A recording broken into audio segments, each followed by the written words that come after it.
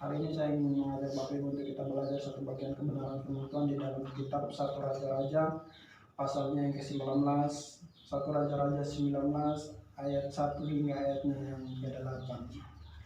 Bagian kebenaran firman Tuhan ini menarik Bapak Ibu kalau kita belajar lebih jauh. Tapi pada kesempatan ini saya ingin mengajak Bapak Ibu untuk kita bahas firman Tuhan ini dengan tema frustasi. Bapak Ibu dan saudaraku yang diberkati oleh Tuhan kita Yesus Kristus, kalau kita mengukur dengan alat ukur yang dipakai manusia untuk mengukur kerohanian seseorang, Elia ini adalah orang yang luar biasa kerohaniannya. Tetapi perlu kita ketahui bahwa setinggi-tingginya kerohanian seseorang, pada suatu saat ia pasti mengalami yang namanya frustasi. Bapak Ibu dan saudara yang diberkati oleh Tuhan kita Yesus Kristus, frustasi ini kita sering ketemui di dalam setiap percakapan kehidupan kita sehari-hari. Sering juga kita mendengar, sering juga kita membaca, kita menemukan kata frustasi ini. Tetapi kalau kita cari di dalam Kamus Besar Bahasa Indonesia, ketika kita mengetik frustasi, yang muncul bahwa frustasi itu adalah kata tidak baku dari kata frustrasi. Lalu apa makna dari kata frustrasi itu? Kata frustrasi itu adalah kata yang menggambarkan rasa kecewa akibat kegagalan di dalam mengerjakan sesuatu atau akibat tidak berhasil dalam mencapai sesuatu cita-cita. Jadi frustasi ini menggambarkan kegagalan seseorang dalam melakukan sesuatu tetapi tidak berhasil. Itu yang disebut dengan frustasi. Nah Bapak Ibu dan Saudara yang diberkati oleh Tuhan kita Yesus Kristus, kalau kita belajar lebih jauh lagi, frustrasi ini punya dampak yang negatif bagi kehidupan kita sebagai orang percaya. Ada banyak hal tetapi saya cuma mengutip ada 4.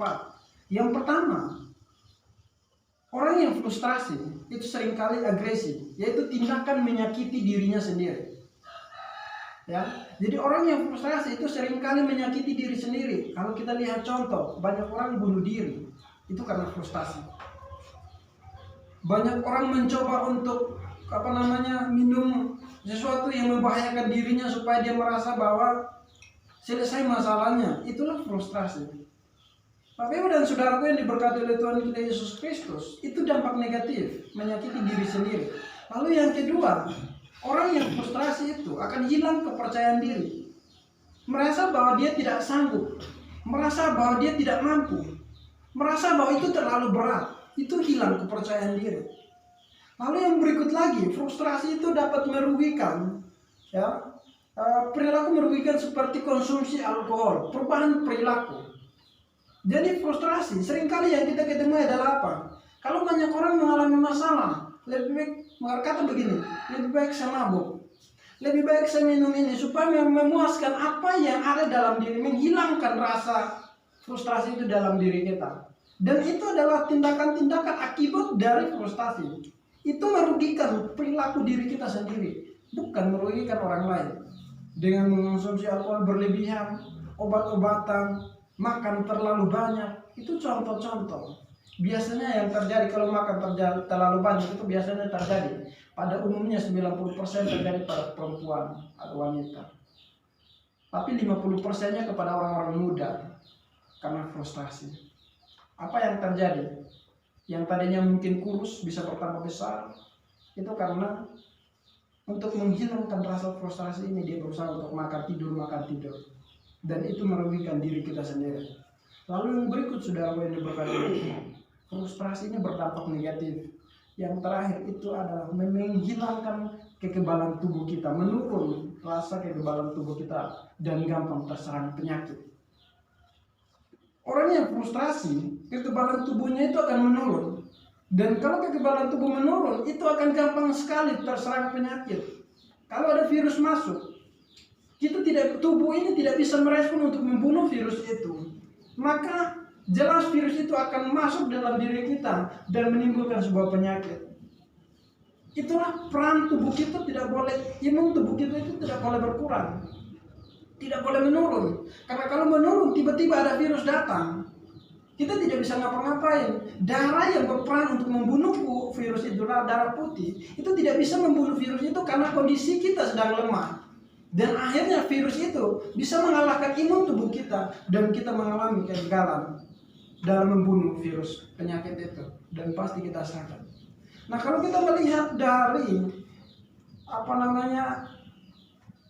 dampak negatif dari frustrasi ini berbahaya. Kenapa berbahaya? Karena bisa mengakibatkan fatal dalam kehidupan kita. Bisa mengambil nyawa kita. Bisa membuat kita melakukan tindakan-tindakan yang tidak berkenan di hadapan Tuhan. Nah, oleh karena itu, supaya mencegah itu tidak terjadi, kita akan belajar dari Elia.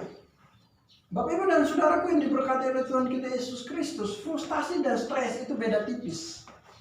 Frustrasi itu baru menyerang perasaan. Kalau stres itu sudah menyerang jiwa.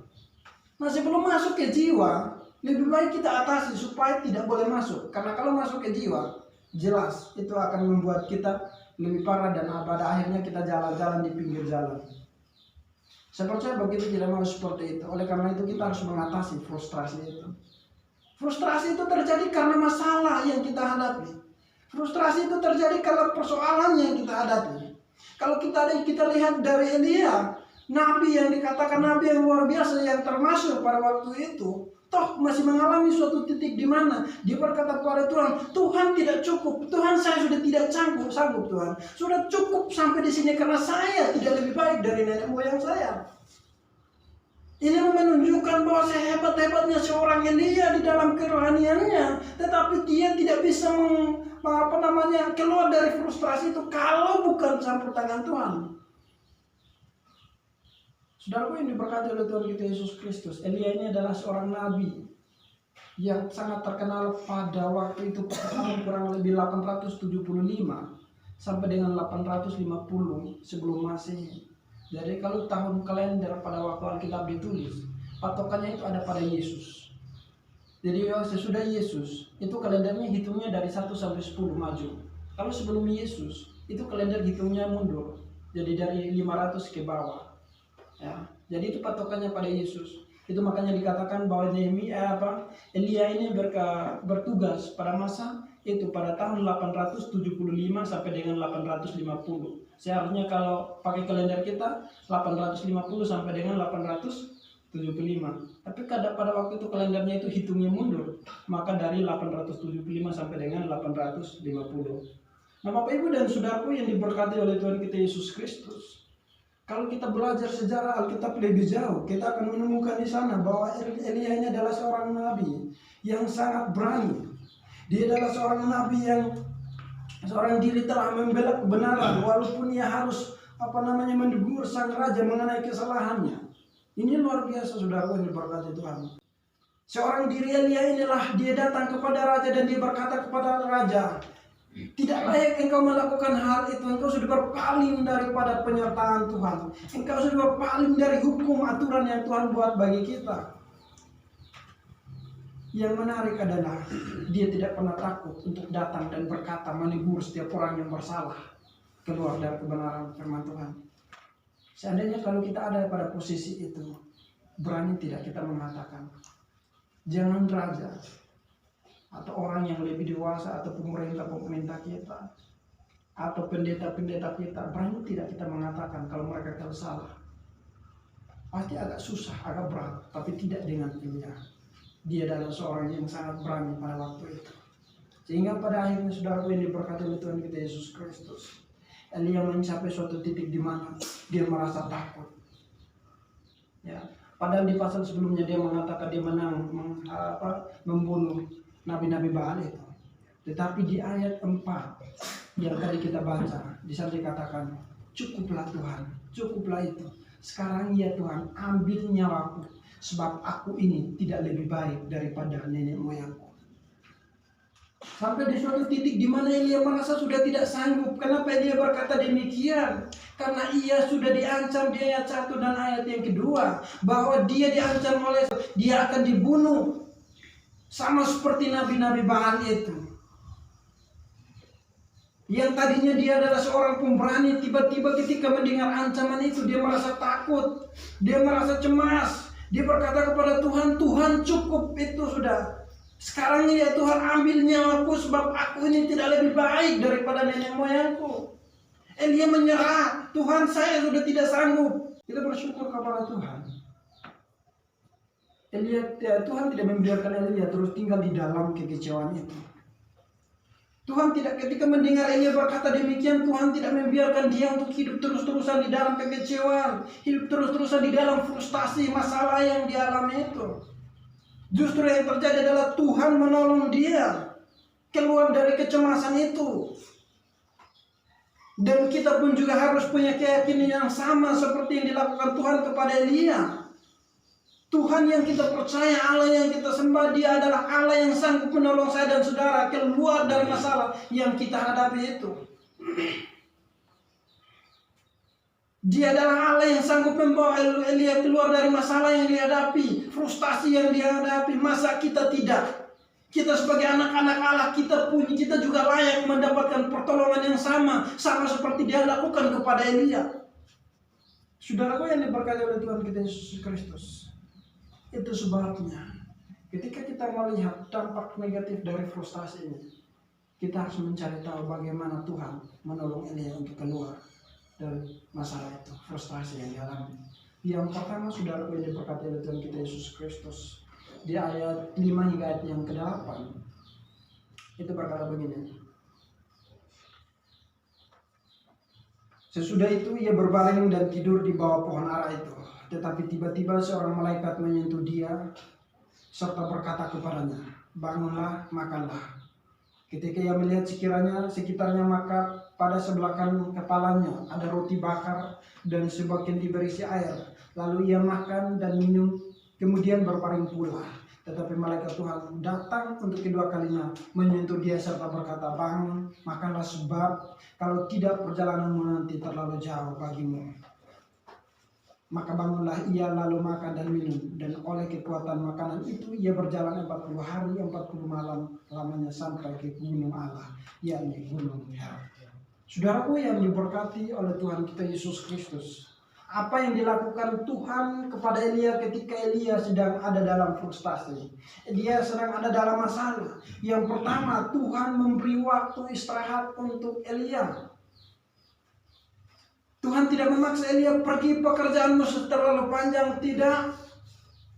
Alkitab tidak mencatat Tuhan menyuruh Elia untuk pergi melanjutkan perjalanan itu. Yang jelas adalah bahwa Tuhan membiarkan Elia beristirahat. Bahkan disediakan makanan dan minuman. Sesudah disediakan makanan yang pertama, selesai makan Elia tidur lagi. Tuhan membiarkan itu terjadi. Elia lalu bangun dan makan lagi. Saudaraku yang diberkati oleh Tuhan kita Yesus Kristus, ini menunjukkan kepada kita bahwa sebelum Elia mengalami kekecewaan, ia telah memikul tanggung jawab yang sangat berat. Ia ditugaskan untuk mengembalikan bangsa Israel yang tadinya adalah anak-anak Allah, tapi pada waktu itu mereka kembali menyembah berhala karena atas perintah Isabel. Mereka tidak lagi menyembah kepada Tuhan yang benar. Itu sebabnya Elia ditugaskan untuk harus mengembalikan mereka ke jalan yang benar. Dan ini tanggung jawab yang cukup berat bagi Elia. Kenapa? Karena dia seorang diri harus membawa satu bangsa untuk kembali ke jalan yang benar kepada Allah. Secara logika ini sesuatu yang mustahil Elia lakukan. Bayangkan kita berbicara kepada banyak orang, satu bangsa, saudaraku yang diberkati oleh Tuhan kita Yesus Kristus, seorang diri. Kalau bukan campur tangan Tuhan, Elia tidak mungkin menyelesaikan masalah itu. Tetapi Alkitab mencatat kepada kita, Elia sudah membuktikan bahwa Tuhan ada bersama-sama dengan mereka dengan membunuh para nabi Baal itu. Itu membuktikan bahwa Elia mau mengatakan kepada bangsa Israel, ini loh Allahmu.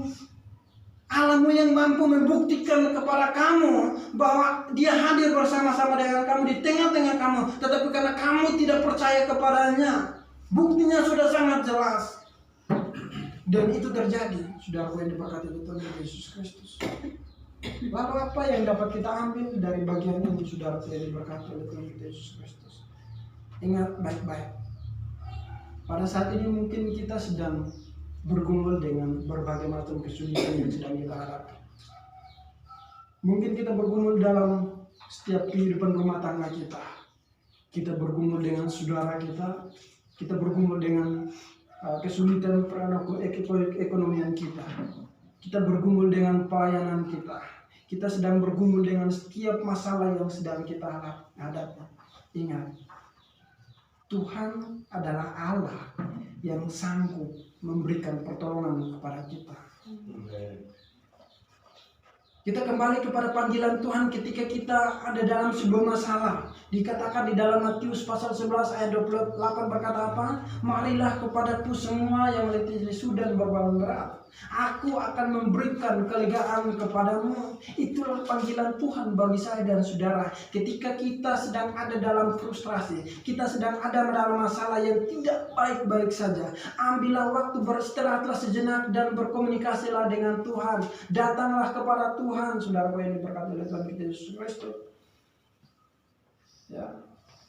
Ambil waktu untuk datang kepada Tuhan. Jangan pernah takut, jangan pernah malu. Tuhan, saya tidak layak. Tuhan, saya tidak berkenan di hadapan Tuhan. Tidak demikian, saudara yang diberkati Tuhan.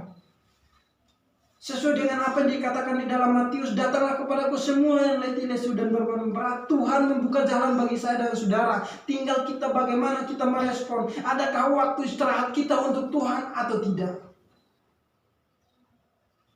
Atau kita terlalu fokus dengan urusan kita sampai lupa kalau ada waktu yang Tuhan nanti. Tuhan sudah memberikan waktu kepada kita, tapi kita tidak menggunakan waktu itu dengan sebaik-baik mungkin.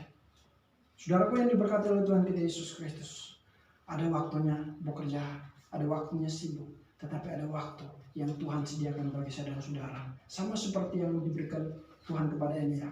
Pakailah waktu itu, ambillah waktu itu untuk datang kepada Tuhan. Di setelah kita, dia akan menolong saya dan saudara untuk mengatasi frustasi masalah yang sedang kita hadapi. Saudaraku yang diberkati oleh Tuhan kita Yesus Kristus, hal yang kedua, bagaimana Tuhan menolong Elia keluar dari frustrasi itu. Yang kedua, Tuhan mendengar keluhan Elia. Ayat 9 ayat yang ke-10. Saudaraku yang diberkati oleh Tuhan kita Yesus Kristus, sewaktu Elia berada di Gunung Hermon, Tuhan bertanya kepadanya, apakah kerjamu di sini, hai Elia?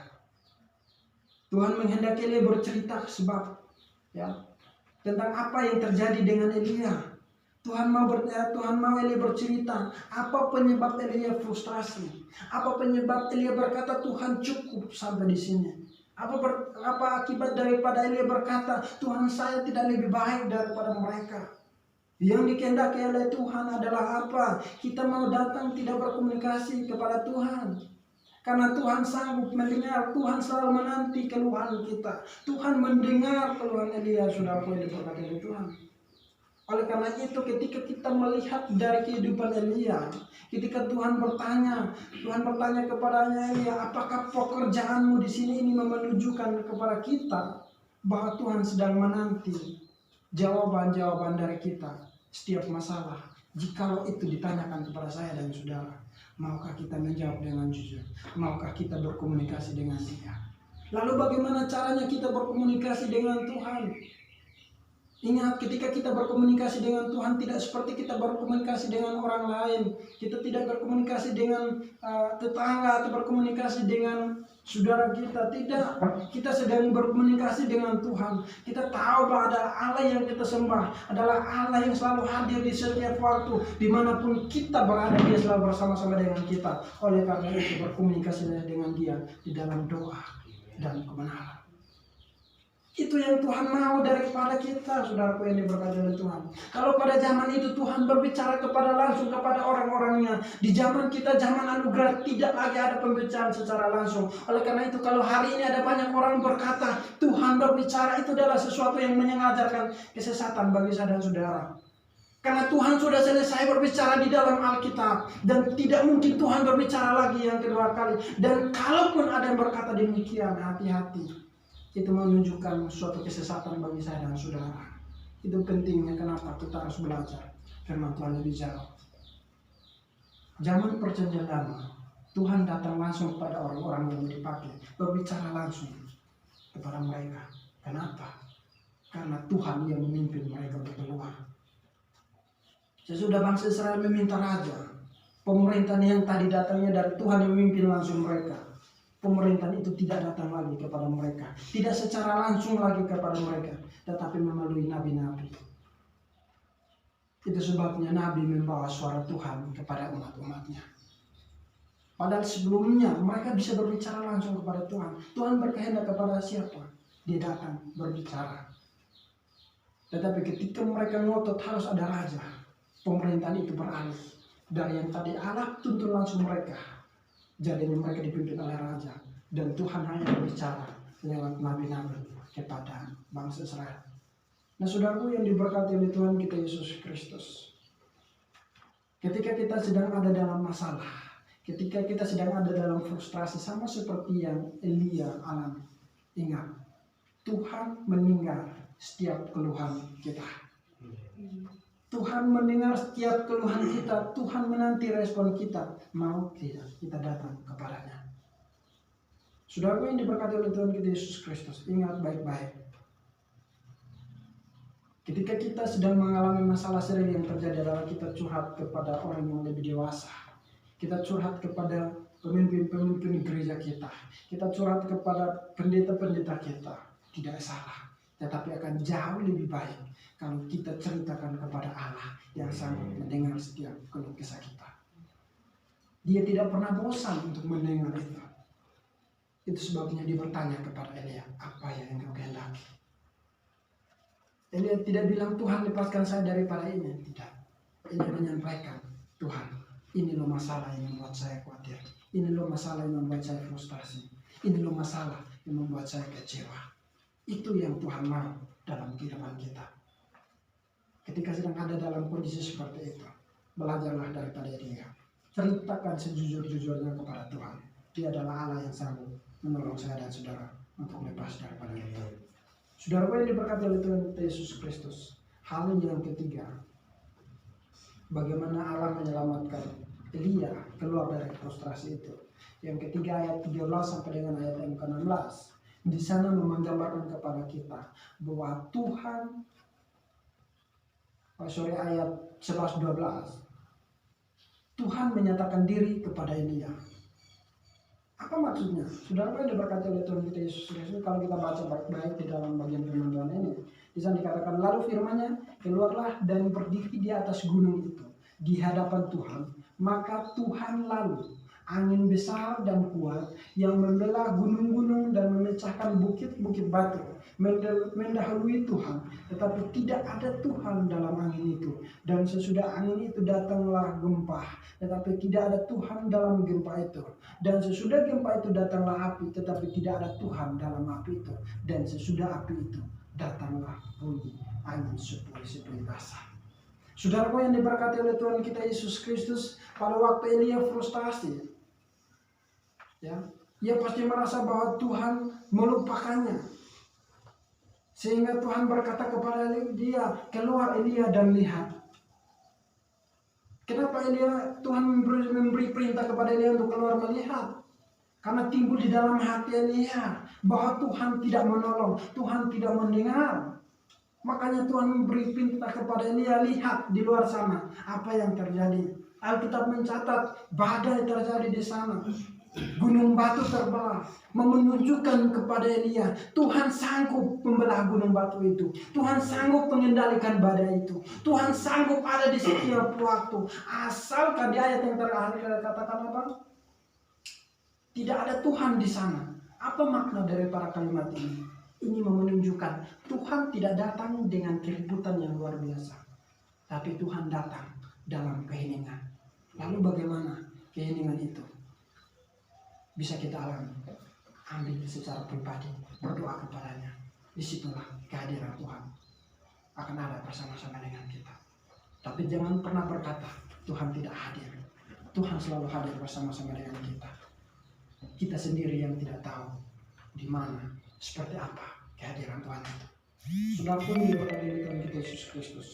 Hal yang terakhir, bagaimana Tuhan menyelamatkan Elia dari frustasi itu. Yang terakhir adalah Tuhan mengembalikan Elia dalam pelayanannya. Saudara pada ayat 13 dan ayat yang ke-16, Tuhan berkata kepada Elia, pergilah kembalilah ke jalanmu.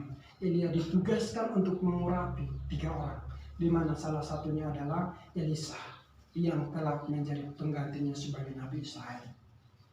Lalu dikatakan lagi di sana, saudaraku yang diberkati oleh Tuhan, Tuhan meyakinkan Elia bahwa masih ada banyak orang di sana. Masih ada 7.000 orang yang tidak menyembah berhala. Masih ada 7.000 jiwa yang harus engkau bawa. Masih ada 7.000 jiwa yang harus kau selamatkan mereka. Tujuannya apa? Ini adalah sebuah motivasi kepada Elia.